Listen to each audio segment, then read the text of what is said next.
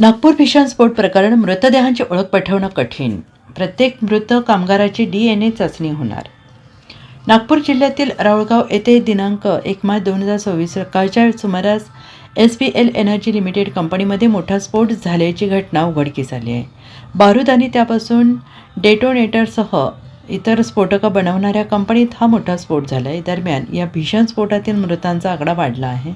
आतापर्यंत या स्फोटातील प्रत्येक मृत कामगाराची DNA प्रोफाईल चाचणी होणार आहे.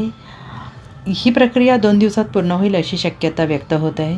नागपूरचे पालकमंत्री आणि राज्याचे महसूल मंत्री चंद्रशेखर बावनकुळे तसेच कृषी राज्यमंत्री आशिष जयस्वाल यांनी राऊळगाव येथील SPL एनर्जी कंपनीमध्ये झालेल्या स्फोटानंतर घटनास्थळी भेट देऊन सर्व माहिती जाणून घेतली. यावेळी नागपूरचे पोलीस अधीक्षक हर्ष पोद्दार आणि इतर वरिष्ठ पोलीस अधिकारी आणि प्रशासनिक अधिकारी उपस्थित होते. आज सकाळी 7 वाजण्याच्या सुमारास SPL एनर्जी लिमिटेड या कंपनीमध्ये झालेल्या स्फोटात 17 कामगारांचा मृत्यू झाला, तर 24 कामगार गंभीर जखमी झाले होते.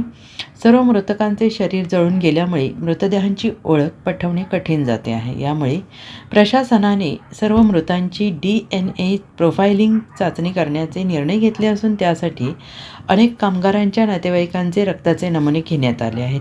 DNA प्रोफाइलिंग चाचणी 2 दिवसात पूर्ण होण्याची शक्यता आहे. तोवर सर्व मृतदेह शासकीय वैद्यकीय रुग्णालयात शीतगृहात ठेवण्यात येणार आहेत. यामध्ये जखमी झालेल्या कामगारांवर नागपुरातील शासकीय रुग्णालयात उपचार सुरू आहेत, तर सर्व मृत कामगारांचे पार्थिव वैद्यकीय आणि उत्तरीय तपासणीसाठी नागपूरच्या शासकीय वैद्यकीय महाविद्यालयात ॲम्ब्युलन्सद्वारे आणण्यात आले आहेत. Bureau report SBN Marathi, Nagpur.